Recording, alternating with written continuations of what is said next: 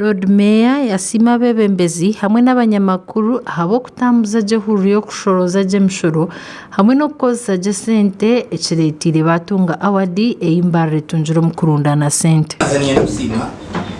Niyenda kusima all stakeholders bambarra nisima kanso yambarra technical team politicians na n'abashuzi bitwambara kandi nimwe media mutwasize omurimo gukubasa kugambira abantu ebituri gukora kandi bikatuyamba kurungi tukabasa kugira ngo twasensitizing abantu je babasa kureba ngo bashashuraje mishoro rero twabasa kureba mutwatungikira.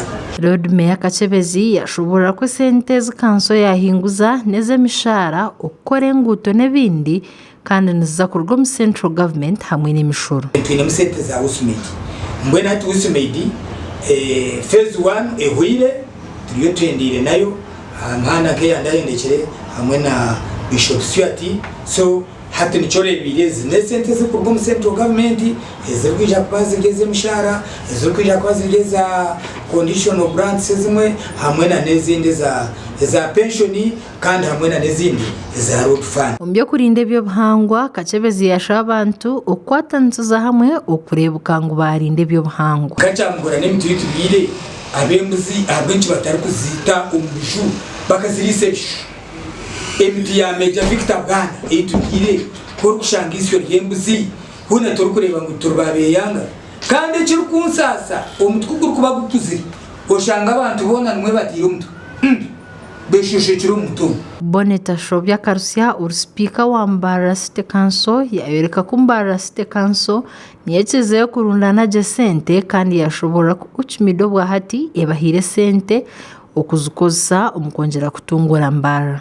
Nichomanyisa nguyu Mbarara omu city zone na municipalities na town councils niye bireyo kubanza omu collecting revenue na no kugikozesa umusoro guyo mbando na no kukozesa kandi na World Bank sente za Usmedi okurebwa ngo niyo esingireyo okuzikozesa je kandi zitibira. Ogu yanjira ashaba ku ministry ya local government bongera ha sente za state ahabo kuba bine ekizibu cy'abana bahanguto hamwe na nempunji. Ministry of local government ngo monje mutereze sente za city abako tuchafuna esente za municipality so tuchawa mutereze sente za cities mukatuhereza za cities mukatuhereza sente muleke akwati nizo tuchakozeza municipality mani mutereze sente tuongeye kunyirize buge. Betty Tigefera urkansara yabereka kwesima ahabo kuhinguza budget kandi yaraganza ko barije kongera gukora ahargebye batakozere. Nukoza kutoba byona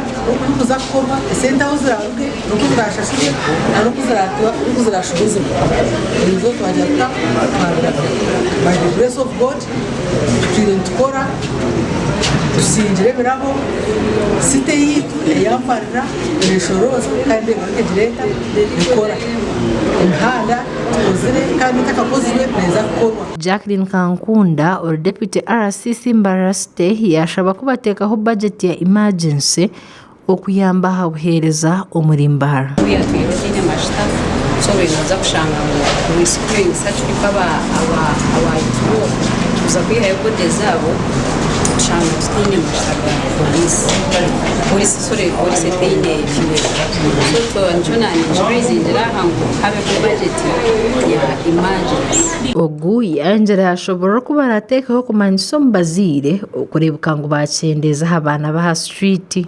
Turashanje batine families tubakwate tubatware campus aho turashanje bine families tubagarura families zabo so exercise iyo neza kuba twenda kumyusinga tena turashanje n'abakambo nabo tugenda bazaba.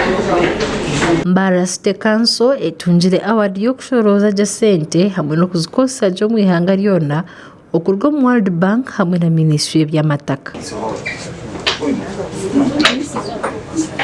Ndi Olivia Kamsime ahabwa tayari West omuri Mbarara.